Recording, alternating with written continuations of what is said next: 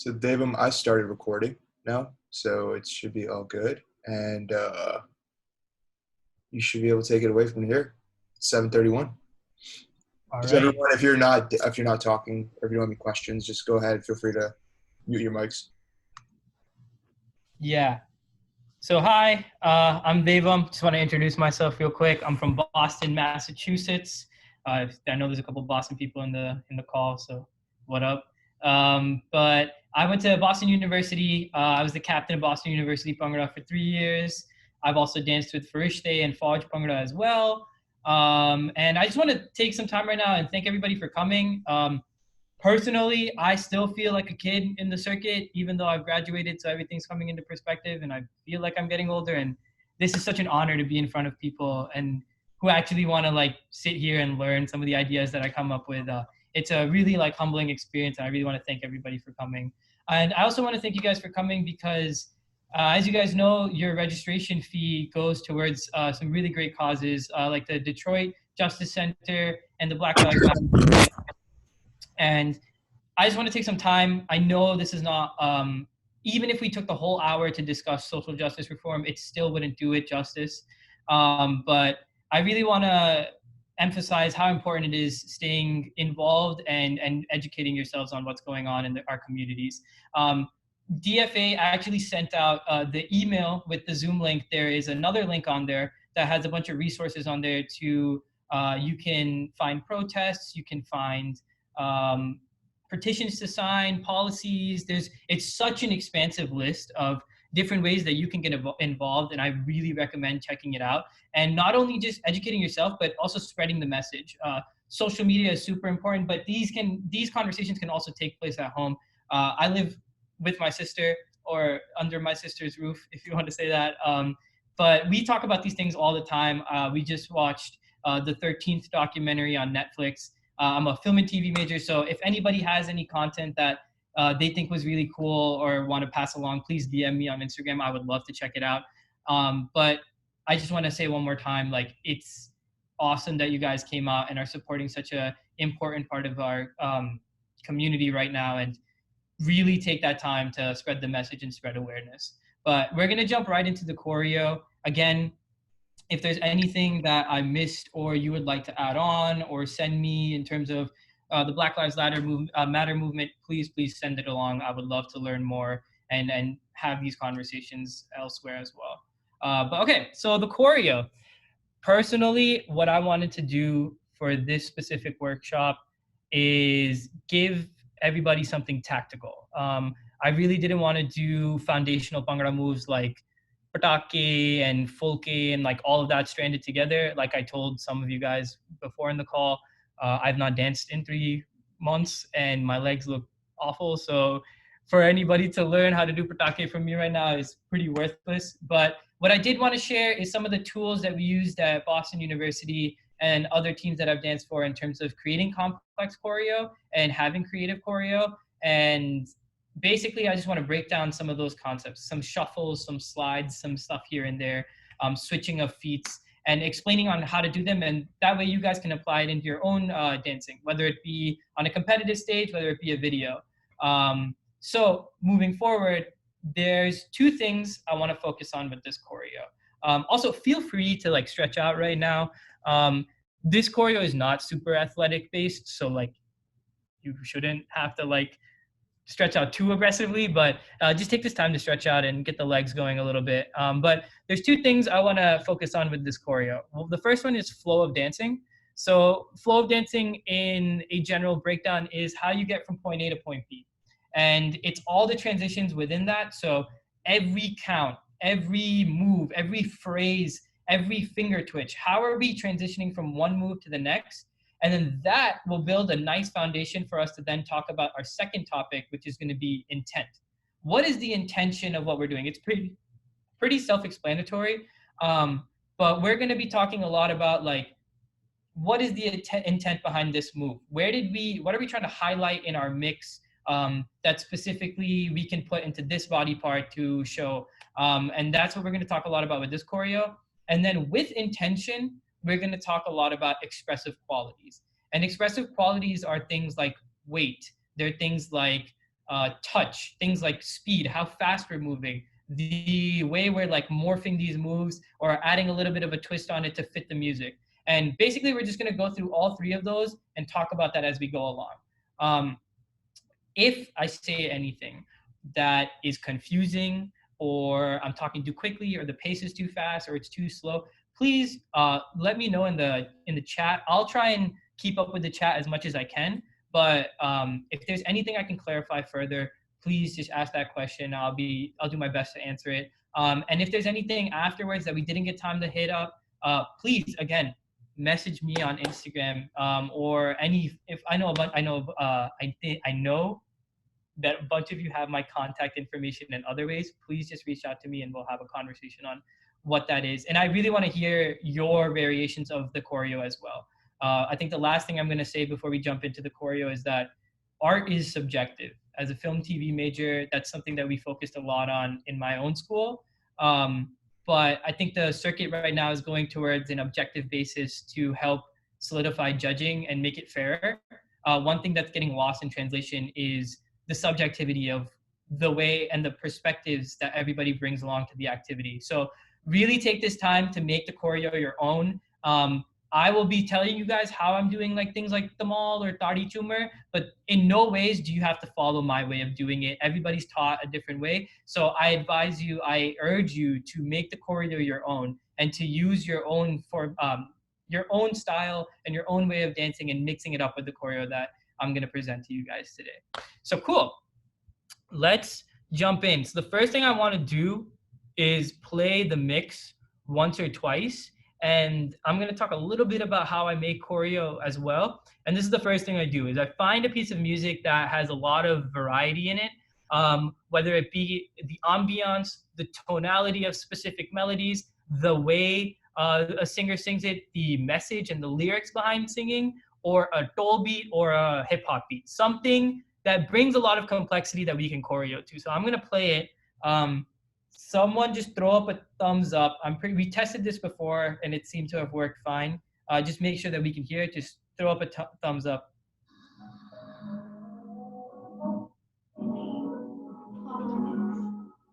Cool. So it's gonna start right here. 5, 6, 7, go.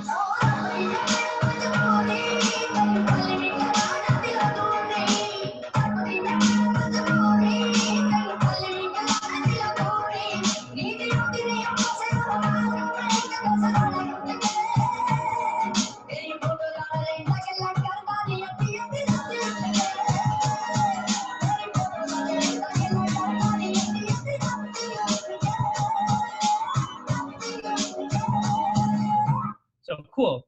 So as you can tell, there's a lot of complexity within the music itself. There's a lot of rhythm going on. Even the complexity and the intonation of the singer's voice has a lot of variation in it. And we're going to choreo to all of that kind of stuff. So the moment we've all been waiting for, our first actual move. Again, can someone just throw up a thumbs up if this is a proper speaking volume? If you can hear me all right. All right. Yeah. All right. Cool. If I ever get quiet, someone just spam the chat and that orange bubble will go off and let me know. But we're going to start with the way we're going to break down the choreo always is either the arms go first and then we attach it with the legs, or we do the legs and then we attach it with the arms, depending on wherever that intonation is going to affect most. So in this case, we're going to start with the arms. The legs are just Tamal based, so left, right. The first move is a clap. So you're going to clap first. Hands are going to come down on the end of one. And then we're going to pop our shoulder. So the way we're going to go about popping our shoulder is I want you guys to prep back and almost push down instead of forward. Pushing down will help you figure out a locked point for your motion to stop. So a big thing I want to talk about is anytime you're doing some type of expressive quality like sliding or twisting or doing any of these like slithering things that we do in the circuit nowadays, there's one rule there's two things I always focus on. One, where do I start and stop in terms of timing? And where do I start and stop in terms of filling the space and the motion of what I'm doing? So there's a specific time in the music where I'm gonna prep and pop. And then there's going to be a specific place that I'm going to start from and end. And that ending is what gives it some impact. If we were to just flop right through, our flow of dancing takes a hit, and our intonation and intention takes a hit as well. We're not sure where the beat lies anymore, because a big thing about flow of dancing is the articulation of the rhythm throughout the body. If I turn the music off and you were to just cover your ears, could you snap the rhythm all the way down to the and count? Could you clap that through and through by looking just at the way I'm dancing?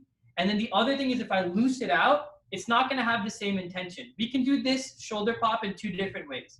We have this one, same concept, but it's smaller and therefore lighter, or we can really hit into it. And the reason we're going to like nail into that one is because there's a huge snare drum hit right on beat 2. It's a full hit and then pop. So that's the concept behind the intonation and working with the flow of dancing to combine the two things together. So with the legs, you have pick up your left leg, tamal, and hit. So that's the first two. 1 and 2. Now moving forward, once you hit, you're going to think about breaking your hands a little bit to come up to Makni. So again, Makni hands are super varied throughout the circuit. So do what you're most comfortable with. Personally, I have my hand all the way up, and then this hand is usually in the middle of the sternum.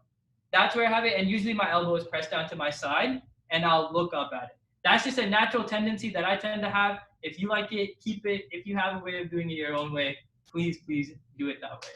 So you're here. It's also going to be a left tamal. And now we're going to quickly break down the legs for this next move. It's a shuffle. So this is your first BU, or whatever you want to call it, complex creativity toolkit thing. Basically what it's going to be is a shuffle. You have your left foot in the air, and then you're going to shuffle to your right. And the way I want you guys to think about the complexity in terms of legs, the only reason, or the only way that I would like you guys to think about doing complex legs is having weight distribution. Forcing your body to move in a specific way because you're distributing your weight will be 10 times more consistent and effective. If you're thinking about my left leg goes up and then my right foot comes up, and then you're going to get confused very fast.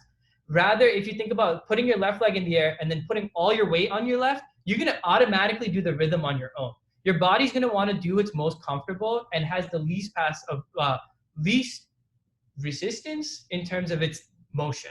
And that's going to be the easiest way to go about doing this shuffle. Your left foot's in the air, and then all you're going to do is just put your weight on your left and then fall through. And by doing that, you're ending up doing the shuffle. So left, you put your foot down, switch, and then come back up. And now with your hands, you're going to take your Makni hand, and who's ever hit like the whoa? I can't really do it that well, so don't make fun of me. I'm a Bhangra dancer, I'm not a hip hop dancer. But this whoa motion is very similar to what you're about to do with your other hand. In front of your sternum, you're going to bring your hand down. So your left hand sweeps below your right. You're going to rotate, and then you're going to unravel on the other side. So you're literally just mirroring the other side. 1 and 2. Now, the biggest thing when connecting moves, and this is where I see people get trouble all the time. They're like, yo, I got this. We killing it. Yo, I got the switch in the foot. I'm killing it. And then when they go to put it together, they're like, whoa, I don't know what's going on anymore. The reason is usually when we have syncopated legs, syncopation just means the way you cut up the rhythm. In this case, we're syncopating it to the end count. 1 and 2 and. And you're doing something up here, which is like very fluid based, like 1, 2. A lot of times it's really hard to put something that's 1, 2 count based into something that's syncopated. I'm from drum corps. I did a lot of marching band. So it's also very difficult. We call them polyrhythmic interpretations and like patterns, where one hand is doing one thing and the other hand is doing a completely different thing. So that is very difficult. The easiest way to think about it then is to figure out your and counts within your own hands. You don't need to set a specific position where this is 1, and then this is the end count, and then this is the other end count, and this is up. You just need to feel that and count when you're rotating. So if you think about lining that up with your feet, you're gonna go 1 and 2. And that's all you're basically doing, is lining up your legs and your hands to make sure that that flow of dancing is gonna be consistent through and through the motion. So we have so far clap, hit, up, and 2. And the easiest way to learn choreo, in my opinion, especially complex choreo, I know a lot of hip hop dancers do this. I know a lot of fusion dancers do this. I really don't think many Bhangra dancers do this as much because it's more toll based and therefore more metric. But a lot of these dancers, especially my sister who does Bollywood fusion, she uses a lot of words and like sounds to help her like go over the choreo. I recommend doing the exact same thing. It's going to remind you on where to push your feet, where the weight distribution is. So we're going to talk about it as clap, hit, up, and a switch. And automatically doing that, you're going to remember the choreo, but you're also going to remember these random little tidbits about switching my feet here or putting the pressure onto my left foot or whatever. So what I want to do now is every 4 counts or every extended phrase or whatever, we're going to just kind of go over it 3 times. We'll pause for a second, see if there's any questions that anybody needs answered, and then we'll move on from there. So we're going to clap, hit, 1, and 2. So we're going to do it once without music, and then we'll do it twice with music. 5, 6, 7, 8, 1, 2, 3, and 4. So now I want you guys to do with the music. I'll count you guys in, and I'll count through this one. I'm pretty sure it should line up because the speaker's behind me. And then this third time, I just won't count, and I'll kind of check things out to make sure everything's all right. You're listening to the Ready? 5, 6, 7, go. 5, 6, 3, 8. So that makes sense to everybody? 1 and 2, 3 and 4 and 1. And what you're gonna do to stop that phrase, I forgot to mention this. You're gonna put weight onto your right leg after the phrase is over. So 3 and 4 and down. And that's gonna come down on count 1 of the next phrase. Okay, last time on this, and then we'll move on. and you're listening to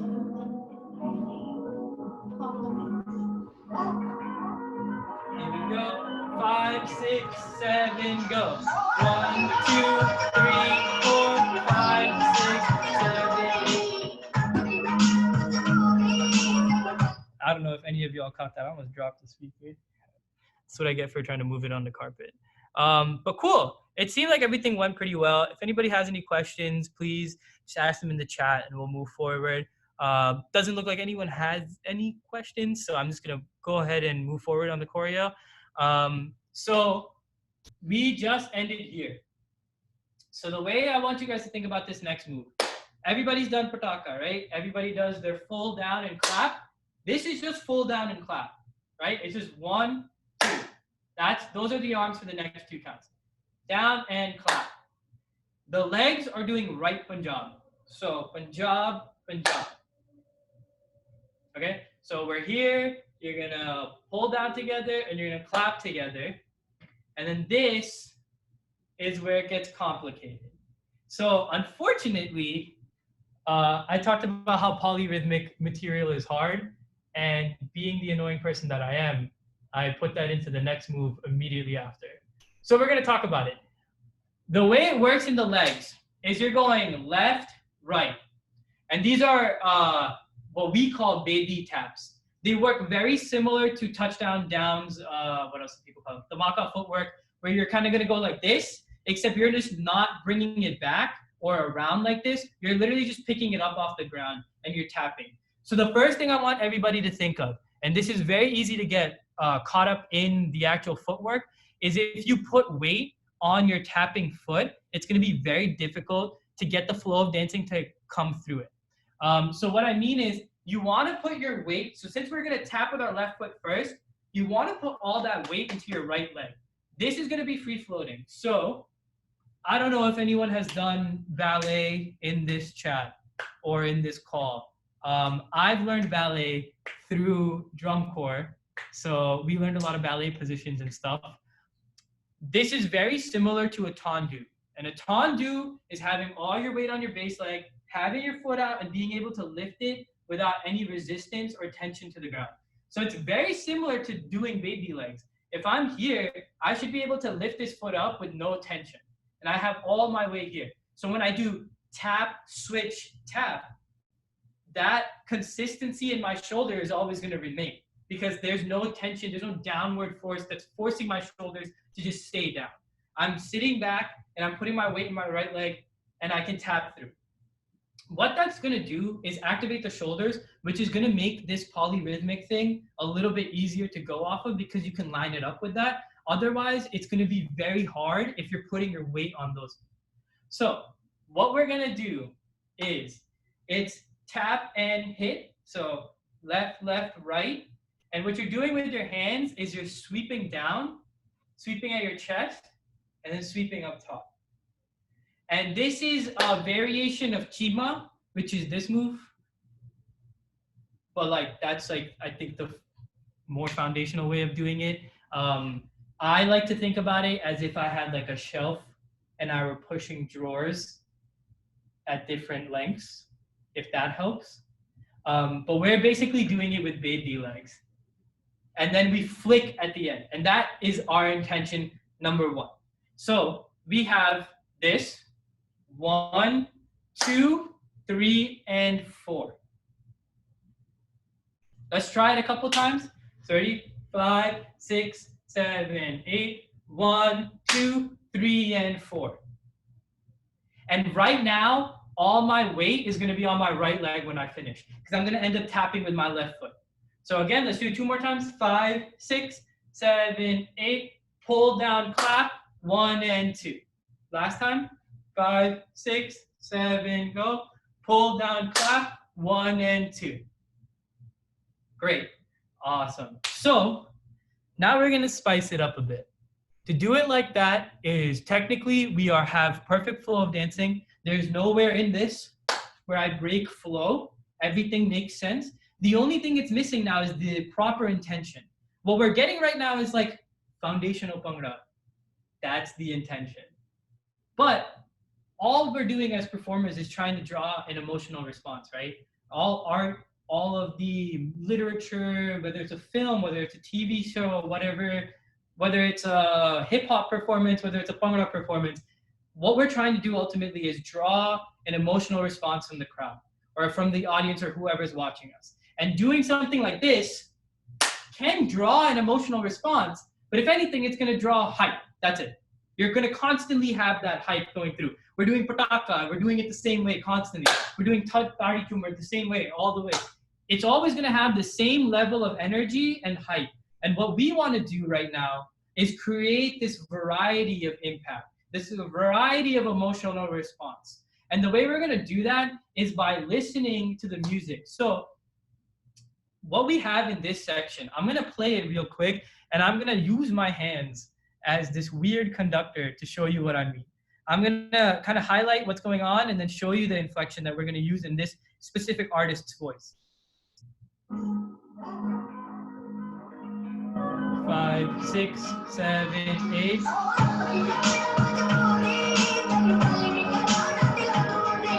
So you hear him stress specific syllables and you hear him rise. So you hear this rise and this plateau and this rise again. It's the same as the choreo. We come up, we come down, and then we come back up again. And that's how we're adding that swag or nakra or whatever body motion there is. Nakra is not just this. Your face can tell a story because it's smaller muscle groups. Your hands can tell stories because they're smaller muscle groups. But until you add your whole body in, it's not going to have that same level of impact. And the biggest thing that I think a lot of people misunderstand about this is that it's only 5 to 10% more. A lot of people will like throw their body down to show a lot of intention. What you're doing is it's becoming difficult. You may have a lot of intention because you're throwing your body down, but you're losing natural flow of dancing. Do you see how both of them kind of work in conjunction with one another? So keep that arch back and pivot down from your waist. You're still keeping your back nice and straight if I showed you it sideways, and you're still keeping that projection up, But the thing is you're getting that level of impact in terms of showing and really helping to show that intention and that inflection in his actual voice. And the last thing I want to say is always have your set, like this is my set form. If I were to lean off, I'm going to lean and then snap back at a certain point. That's that thing that I was talking about before. Have an exact start and stop in terms of tempo. So na na na na na na na na na snap, and then on to the next move, and then have a specific start and stop in terms of where I'm actually doing the move. So when I come up, I snap right back to my proper posture, wherever that may be for you. Okay, so we're gonna quickly go over the top to there, and we'll do it without music, and then we'll just kind of keep going. I want to make sure that we have enough time at the end for questions, and I'm also known to talk a lot, so I'm going to try my best to move a little bit faster. So here we go. We're going to start with the clap. Ready? 5, 6, 7, 8. 1, 2, 3, 4, 5, 6, 7, and 8. Last time. 5, 6, 7, 8. 1, 2, 3, 4, 5, 6, 7, and 8. So you'll notice you'll start to build these little twerks, or these little quirks that you do, and you're going to develop the same way of doing it every time. I recommend getting into a flow. If you pick something in terms of nakra that you really liked, do it every time. That way you're going to be very consistent about hitting that same nakra approach. And later on, in whatever you may do, you may have this in a set, and you may be like, yo, I did that for that one thing. I'm going to do it in this set as well. You can start interlacing these things. So that's that part of the choreo. So now comes the fun part. I don't know if anyone has seen the choreo on DFA's Instagram, but I think this is my funnest part, but also the most complex part. We are going to basically do a version of a pirouette that people do in ballet in Bhangra. So what we're going to do is tap on our left foot. I've always wanted to do this on a stage, but it's too risky, I guess. But you do left, and then you put your weight on your left foot, and then slide over and put your right foot down in front of you. Yeah. So here are some tips and tricks when it comes to spinning in Bhangra. I have 2. 1, always have your head in the center of your chest. So what I mean is if my body turns this way, my head will also go straight that way. I've noticed that it's easier to move and look stronger if your chest and your head are in alignment all the time. The second thing is, one thing that ballerinas do and that figure skaters do, you may notice them like bring their knee up like this.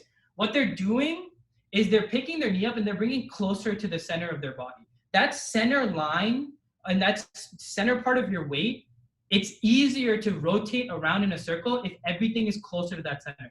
Because it's the same thing as the way physics kind of works on this. If I were to hold out this pillow over here and imagine there's like 10 pounds on it, this would be harder to hold than like this. So there's 2 reasons. 1, it's easier because everything's closer to me. But the second thing is that there's more muscle activation when things are closer. So when you spin, think about pulling that right leg in very close to your body. And what you're going to end up doing is have a lot of control over what you're doing. The worst thing you can do, especially in complex choreo, is lose control or give control up to the laws of physics. If you're like starting to swing or like throw your body around, it's going to be very hard to do things that are precise brace or like these flowy things because you've lost control and therefore you can't switch on a dime. And that's super important with complex and creative choreo. Okay, so we're going to try that again. It's 1 and 2. And let's actually tack that on. So it'll be 1, 2, 3, and 4, and 1 and 2. Let's try it. 5, 6, 7, 8. 1, 2, 3, and 4, and 1 and 2, 3, and 4. So I want to add on the next part because it's going to make the spin a lot easier. We are walking. And I know the circuit's trend on being like, yo, walking is bad. I agree. Anyone can walk.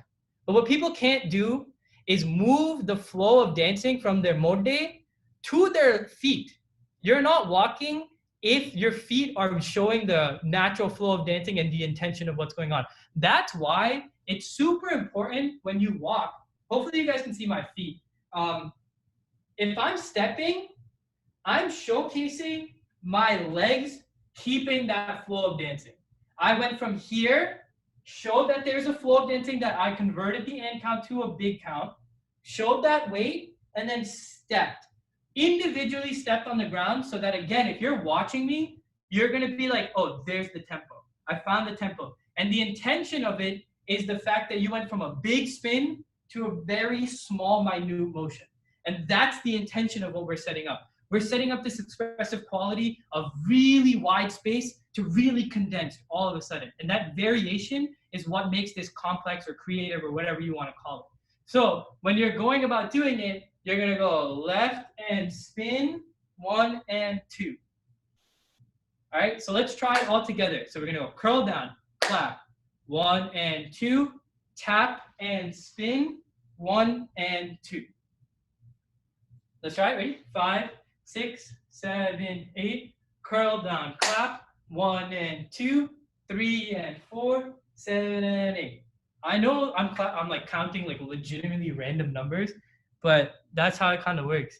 You just kind of say things at the times you do them, and you'll convince yourself you're doing it right. So let's try with the music all the way from the top, right? So really quickly, we have clap, hit, 1 and shuffle, down and clap, 1 and 2, tap and spin, walk, walk, walk. Okay? We're going to do it twice. The first time, I advise you, don't go all out. I think a lot of times people get really excited and they're like, yo, start the music. Just run it all out. Yo, just run it all out. You're not running it all out. The issue is with complex choreo, it's here. Like I said, it's weight distribution. Anyone can just go like this and shift their weight. Therefore, if you don't understand like conceptually like where my weight's supposed to be, what the intention is, blah, blah, blah, blah, blah, there's no reason in doing it all out. It's just going to trip you up even more. And then if anything, you're going to get demotivated. So my recommendation and what I always do is I literally go 1% all out. I'll literally go. These tiny moves will help me just like make sure I do the choreo in the right order and make sure I'm 1, keeping my flow of dancing, and 2, I know all the intention in my head. Then when I go to do it all out, it's like writing a rough outline and then writing a rough draft is going half out and then writing the final paper. If you just start writing the final paper, you're definitely going to mess up. So do that. Take your time. Ease yourself into the choreo, especially when it's complex. Don't just rush into things.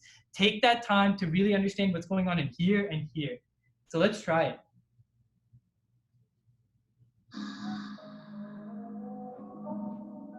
So take this time to feel that ambiance kind of set in. I doubt you could probably hear it through the speaker, but hopefully it'll come in a little bit.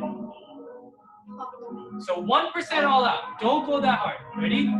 5, 6, 7, 8. Clap, hit, shuffle, down, clap, 1 and 2, step, spin, walk, walk. Nice, nice. Now, one thing I think that helps a lot is having one thing that's constantly stable. And what I use is my chest and my torso. I will always have it arched. Every time I'm doing anything complex, the reason is there's something I can always attach my moves to. If I'm constantly moving around in space, it's very difficult to have a sharp mind and clear focus on what the next move is going to be. But if you're always arched, everything just feels more in control. And therefore, you're more confident and likely to hit all these things. So after this, the choreo gets like brutally easy compared to what we just did. So you guys have passed all the hard stuff. So I want to go half out now, and then we'll go full out, just to make sure that we really nail down this first half. What I want to do at the end of this too is go in and explain why I do specific nakra or how to create specific nakra for these moments and what to listen for and how we're going to kind of go away from the generic way of doing it in the circuit. 5, 6, 7, half out.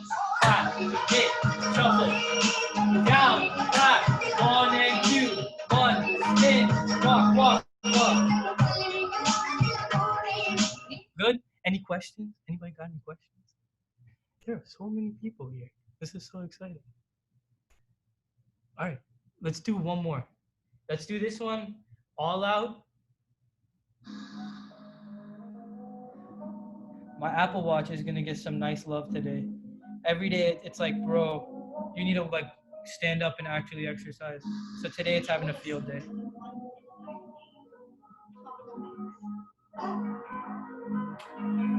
5, 6, 7, go. 5, 8, 1, and shuffle down. 5, 1 and 2, 1, 2, 3, and 4. Very good. Small tips and tricks. Whenever you are going to turn to the side, I always tend to turn to the 45s instead of going straight to the side. The reason is you always want to project to that audience and make sure that they can see your face. Like I said, because your face and your hands are the smallest muscles of your body, they're able to tell the most in terms of different emotions. Good, bad, so-so. If I can like raise my eyebrows, I can have a frown, I can smile. I'm telling you all these different emotions. If I were to do that with my thigh, there you go. That's the emotion you're gonna get. If I go like this, it looks like I'm more energetic. If I go like this, it looks like I'm less energetic. But that's it. You're only gonna have energy as your primary source of expressive quality. So make sure if you're gonna do this, that you're turning a little bit with this shoulder to have that face present. And then we'll talk about Nakra in a little bit. So easiest thing in this whole choreo, we're just gonna do Tari Chumar or double Chumar. Oh, a chat. Yes. I really want to go over a question that someone just asked me. The Makhi woe thing that I was talking about, you're gonna bring your hand, your left hand. Here, I'll do it like this. Or like this. I don't know. I'll do it like this. You're gonna bring your left hand down underneath your right. And your right hand's gonna peek up a little bit. Now just like go in a circle, and then right at the end, just put your right hand up. So it's here, spin, here. If you were to do it on the side, it's like you're bowling a cricket ball. Like that. But it's like that. I don't know. I think that works. I never played cricket in my life. All right, cool. Gotta thank you. So that should have helped. So now we're just doing Tari Chumar, very regular. So you did walk, walk, walk. 1, 2, 3, 4. So the number one thing I always look for in terms of foundational dancing is to make sure that the mode are the primary source of syncopation and articulation in terms of the flow of dancing. So if I'm doing Pataka, it's about the shoulder moves. If I'm doing Tari Chumar, it's the articulation in the shoulders. You can shake your shoulders, but that will still not give you the articulation you're looking for until you take your shoulders and severely control them. What I mean is this. A lot of us have a tendency to go like this and shake our hands. Unfortunately, we're losing intention. We have flow of dancing, but we're losing the intention.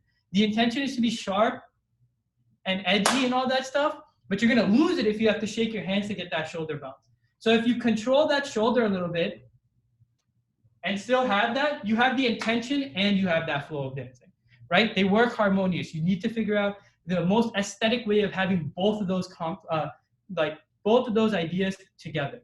So we're gonna pump, okay? Whatever way you guys pump. The way I pump is I bring my hands to my ears almost, a little bit in front of my body, and I have my elbows not turned up all the way where my hands are sideways. I have them near my rib cage, like this.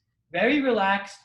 And then what I do from here, I know some of us go like this, so we'll do both hands around and then clap. I tend to only do one. So one, this hand falls through, and then this is the only hand that wraps. And the reason, again, I do it is to highlight the shoulder. If I go like this movement is so large in my upper body that my shoulders get covered. And I'm gonna lose that articulate flow of dancing. But if I just drop my hand and just do this, you're still gonna see that shoulder being very visible. And you still see that flow of dancing. So that's why I choose to do it that way. If you like to adopt that, go ahead. Again, if you don't want to, it's subjective. Do your thing. So we did walk, walk, walk, Tari Chumar, 3, 4. Very simple. The next move is this move. I don't know if this has a name. I am so sorry. If you know the name, throw it in the chat. Help us educate ourselves in terms of Bhangra vocabulary. Just making sure there's no one saying anything in the chat. Good. So what I do for this, the way we're going to transition in is you're going to clap, swing through to the top. And what I like to do is not really throw. I like to point and then come down from it. So some people will go like this. There's nothing wrong in that. But personally, I like having that extra articulation in my finger hitting that point. So I'll do things like 1, 2, 3, 4, hit, and then come down. And then, so you go like this, which is a tamal, and butt slap. Tip about butt slaps. I wish someone had told me this earlier. The sound of your butt slap, I think, directly influences how hyped you are and will make you more confident. So here's a tip and trick how to make your butt slaps extremely loud. Okay, so everybody knows like the clap thing, right? If I clap flat-handed, it doesn't make that much noise. But the second I cup my hands, it makes it way louder, right? So that's the first trick. Cup your hands a little bit. The second thing is, it depends on the amount of surface area I'm hitting it on. A bigger surface area will make a louder sound. Therefore, doing your butt slap here, this is the smallest part of your thigh. The bigger, it gets bigger as you go back. So try hitting all the way up here on your butt, like all the way up on top of it. And that's gonna give you a louder sound. That was a terrible one. That one was way better. But hitting on top and up a little bit, it's just a tip and trick, take it or leave it. I just wish someone had told me that earlier. So we have Tadi tumor, 3, swing, 1, 2. And then, conveniently, it's this again. It's a motif, I guess. So you have Tadi tumor, 3, 4, 1, hit, clap, hit. And the way you want to bring your hands down for this is the least path of resistance. This is a crucial step in terms of complex choreo, or at least the choreo that we've done at BU or that I've helped make, is instead of going like this and then like swinging around and clapping, the easiest way of going to the next clap is for this hand to just come down this way and this hand to come up this way. And then I go into the clap. So 1, 2, 3, 4. Now let's try Tadi tumor and that other 4 count. Ready? So 5, 6, 7, 8. 1, 2, 3, 4. 1, 2, 3, 4. And you want to hit this the same way. Advice I have for this shoulder thing, let your foot decay a little bit as you step onto it for the next tamal. So you guys know how you switch and then you're going to put your right foot down. I like to drag like my upper body with my leg as it goes down for the next one. Now, it's a variation on Makhni. So I don't know if anyone realized, but we kind of broke up Makhni. We did 1, and then we did what we just did. It's a Makhni variation, and if you believe that, you're gullible. I just made that up. We just got lucky. But what it is you did butt slap, and then you went clap, hit, and now you're gonna bring your hands straight out. Now this is an intentional thing. So because I'm pretty sure the singer in this mix is Kaka Perniawala, and he is like an older school singer, I tend to use that like logic to kind of develop some of the ways I want to do specific choreo. I always believe in having a flexed wrist whenever you dance. It's like the easiest way to like make sure your hands are crisp and have that power to them. However, in this case, I actually want to do Makhni like an older school way. It's also the way we're doing it as well. At BU, we usually do Makhni and then we'll spin around twice for 2 counts. This one is a 4 count drag. So 1, 2, 3, 4. So it's more old school in nature, or I would say more traditional folk in nature. And what they do in folk sets a lot of times is instead of having the wrist flexed on this, they'll have the wrist pointed straight at the audience. So like the pointer finger will be straight there. Again, so there's multiple reasons I'm choosing to do this over this. And to go over those again really quickly, it's a 4 count phrase, so it's very similar to folk Bhangra and live Bhangra. But the second reason is that the artist itself and the tonality of the music is a little bit more old school, so I choose to do it like this. And what we'll do is we'll drag that hand a little bit. But here's the biggest thing about drags.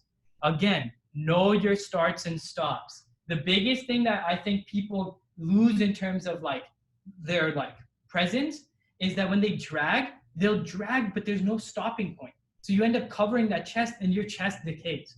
What you should do, or what you can do, is if I were to do it sideways, right? I'll go behind my body to start the drag, but then I'll finish the drag here. And then I'll carry this through. That way my chest is still broad. So I'll do the same thing forward. It'll look something like this. 1, 2, 3, 4. And that way I never brought my hand in front of me, but I still got that drag effect. Remember, it is a complex concoction of set flow, natural flow of dancing, intention, expressive quality, form. That's all going to change move to move. I really would like people to think about that when you're doing these Bhangra, like these different sets and stuff, is everything is so different. So you should give it the appropriate amount of time to think about it. So we're going to go regular tamal and have those shoulder shakes. So 1, 2, 3, plant your right foot. So real quick, I want us to start at Tadi Tumor and go through the Makhni sequence. So we have Tadi Tumor, up, hit, 1, 2, 3, 4. And you're going to put your right foot down. All right, so let's try 5, 6, 7, 8. 1, 2, 3, 4, 5, 6, 7, 8. 1, 2, 3, 4. Nice. I think we got that one in the bag. So let's just finish off this phrase. We're here. Now what we're going to do with our hand is we're going to change it to the L-shaped hands that we do. I tend to have my fingers spread apart a little bit. It makes my hands look a little bit bigger. Again, do what you're taught. If you want to apply what I just said, feel free. But you're here now, and the next move is going to start here. So the reason we're going to change our hand here is you want to pick the easiest path to getting to that next move. And that's going to be to just have this arm fold in here and have this arm come out, right? So 1, and you're going to step on your left foot with all your weight on your right. Now you're going to step on your left foot, and your hand's going to come this way. And then you're going to walk to this side, and then you're going to follow through with your right hand. So the upper body looks like 1, 2, 3, 4. Again, 1, 2, 3, swing through. And my legs are going 1, 2, 3, and 4. And then I'm going to do, so very similar to the shuffle you learned earlier. It's left, put your weight on your left, fall through, right, and then put your weight on your right because you're going to end up doing a jump afterwards. So that part goes like this. 1, 2, 3, and 4. 1. Does that make sense? I'll do it backwards too. That might help. 1, 2, 3, and set. 1. That should definitely help. So left, put your weight on your left, fall through, and then set both of your feet to jump. Okay? Let's add that on to the Tadi Tumor sequence. We are getting close to 10 minutes left, so I want to kind of hustle through the choreo. Let's do it. Ready? 5, 6, 7, 8. 1, 2, 3, 4, 5, 6, 7, 8. 1, 2, 3, 4, 5, 6, 7, 8. 1. So to just finish up the choreo, and then we can talk a little bit about Nakra real quick. This next move is regular chafa arms. So I do my chafa arms by going behind me, having my hands somewhat straight, and then bringing them shoulder width, and then doing that again. My legs are doing the fun switchy thing. So what we're doing is cross. So you jump, right foot in front of left, uncross, and then refix your legs. So again, it's 1, 2, 3, and 4. 1 and 2, 3, 4. And then you're just doing touchdowns. So I know I just threw a lot at you. Break it down very quickly, right? You have cross and 1 and left, right. So cross, cross, cross.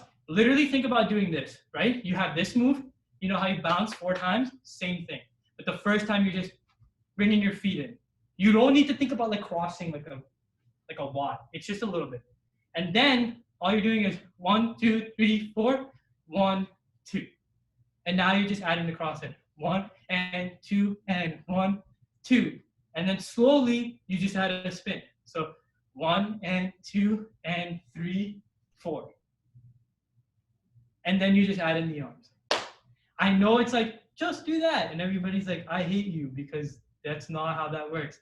However, when you break it down very simply and simplistically, like creative choreo is not that complex if you just kind of like break it down in like the most minute ways and then build up to it. So we have 1 and 2, and we'll start my next count.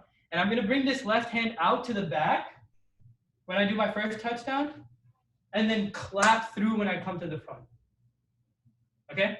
So 1 and 2 and 3, 4. And then it's just regular chafa. Yup. And on the last chafa leg, so you have left, left, right, right. I want you to fall onto that leg again so you can do Punjab with your left. And we're gonna go 1, 2, 3, 4, and 1. So we're breaking up that count again to highlight another part in the music. It's gonna sound like, and then it goes, so we're going to the syncopation of his voice then. Okay?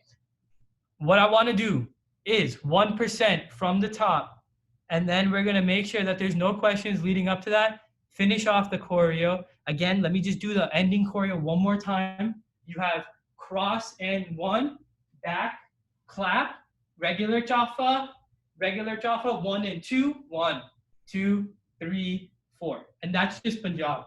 And that's actually all the choreo. Yeah, and that's all Punjab based. And the biggest tip to help you with this thing, you need a lot of energy to get through it. And the second thing is, there actually is not going to be a lot of bounce in that, even though we're doing 1 and 2. There's not going to be a lot of shoulder bounce because you need to control it to move your arms faster.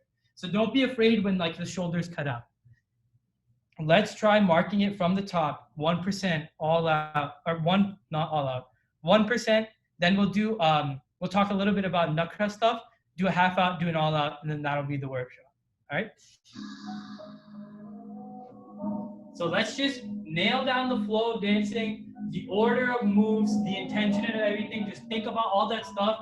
Think about the feeling of the music, and then we'll talk a little bit more about how to highlight that in some cases. Here we go. 5, 6, 7, go. Clap, hit, and switch. Down, clap. 1 and 2. 1, 2. Walk, walk, walk. 30 tumor. 2, 3, 4. 1, 2, 3. Hit, spin. 2, 3, 4. 1, 2, 3, 4. 1, 2, 3, 4. Jump up. Quick jump up.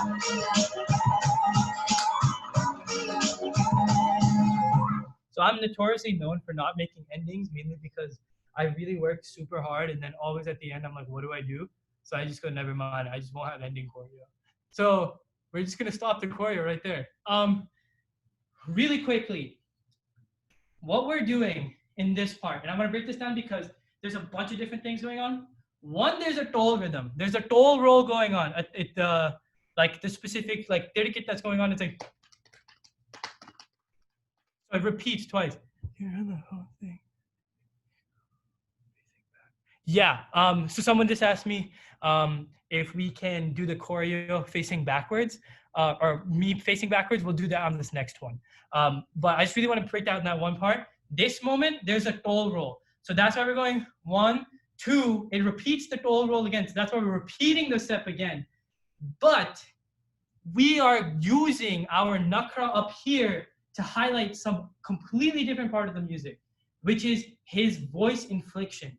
It's not even the words he's saying. The words he's saying is, or it's not even the inflection of his voice. I'll explain what it is. So it's not the words that he's saying. The words that he's saying in Punjabi are, I look at your photo in the middle of the night and talk to it. So he's in love, right? We're not even going to like the inflection in his voice, even though there's a little bit of a drag there.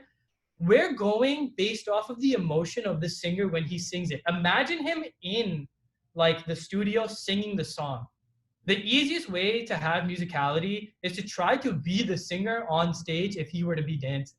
So if he's doing that, we have the choreo is gonna fill out our our intention, but to really finalize and make that hype part where people are like, yo, that was so sick. A lot of times the intention will line up with my nakra and my choreo style. But the other thing is sometimes we have two conflicting concepts like this. You have the intention in here with the roll, but then you have the intention with the singer's like emotions as well. That's when you get those magical moments that everybody talks about after the comp. So if you can figure out the best way of hitting almost every single part of the chord, like that song, you're gonna rip it. And that's where you want to put that drag in. So you're even 1 and 2, and then you go in to this syncopated hip hop beat. We could have done regular Jaffa, but we chose to do these like 1 and 2 because there's a hip hop beat there. So again, I think if there's anything that I can say in terms of creating choreo, always look to be as dynamic as possible from one count to the next, or having a phrase that's completely contradictory to the next statement, but together they work really well to show that variability. So let's do half out. I'll do it backwards, then we'll do it one more time, full out, and then that will be it. And if anyone has any questions in the meantime, please throw them in the chat. I'll try to answer them at the end. I literally tried to play the music off the laptop. It almost ended the call.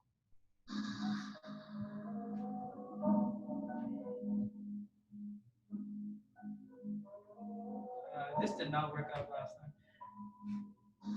Enjoy listening to Dhawan. Oh, the speaker has a volume up button too. All right, I'm trying not to count this time because I'm gonna face backwards.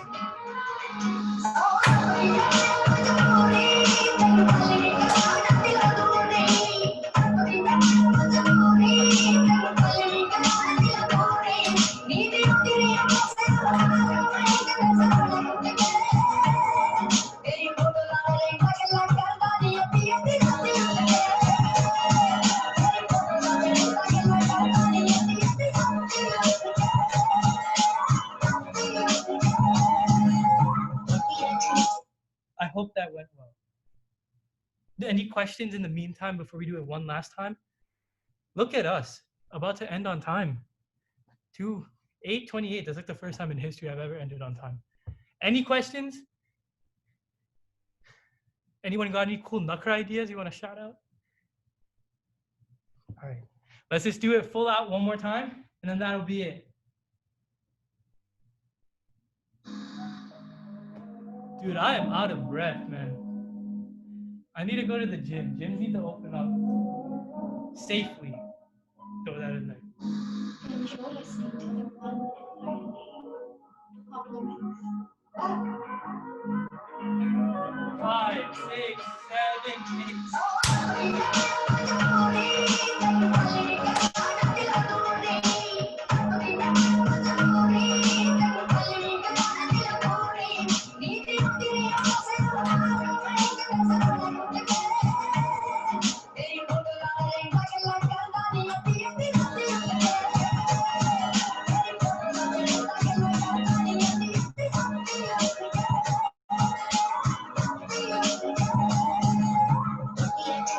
And that's all of the stuff. So, really quickly, oh my God, I really need to work out. But I got the steps in for today, so the iWatch is happy. But I really want to thank you guys for coming out again. It's been such a wild ride for the 4 years that I've been doing Bhangra in college. I started freshman year, and I never thought I would be in front of 40 people that like voluntarily came to watch me teach choreo. And it's such an honor to be in front of you guys. And I hope you guys learned a lot. And hopefully I wasn't too confusing with all the information I was throwing. Please, please, please, if you have any questions, message me on the side. My handle is juicy_Dave. I'll just shoot you my number. We can get on the phone. We can go over Zoom. We can do anything. But I'm here to go over anything that may have been confusing. Or if you have anything that you want to talk about in terms of choreo or teams or whatever, I'm very, very open to having these conversations. We can do them in a group setting. We can do whatever. And again, I really want to stress being active about social justice reform. And for the reason we're here, it's super important for us, especially the next generation. Like I would say we're part of the next generation of being part of that movement and staying educated and being and having that communication with all the other people around you in your communities at home and being very vocal about what you're learning and steps that we can take to have this justice and have this reform in the future. Again, you guys have that outlet that DFA sent you to kind of go over all that information in there. I really recommend doing that. And again, if you have anything that you would like to add on to it or do anything, please send it over. We do have, oh yeah, I'll do it one more time. I'm just gonna throw in one more thing. That way, if anyone needs to leave, because we are over 8:30, you can. There is a oh my God, my hair. There is a workshop next week. Next week, right? Yeah, there's a workshop next week, and it's taught by one of my really good friends and one of the like nastiest dancers I know. Nasty means good. In case I know a lot of people like don't have Boston lingo down, which is fine. But nasty means good. So Surya is teaching next week's workshop. He's an amazing dancer. He's also an amazing person. I really recommend coming out and checking out what he has to offer as well.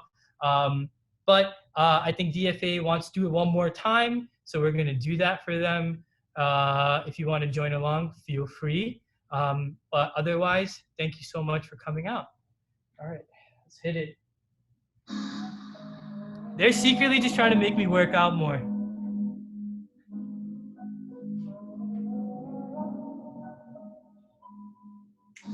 Enjoy listening to Dhawan and learning Pablo Mix. All right, here we go. 5, 6, 7, 8.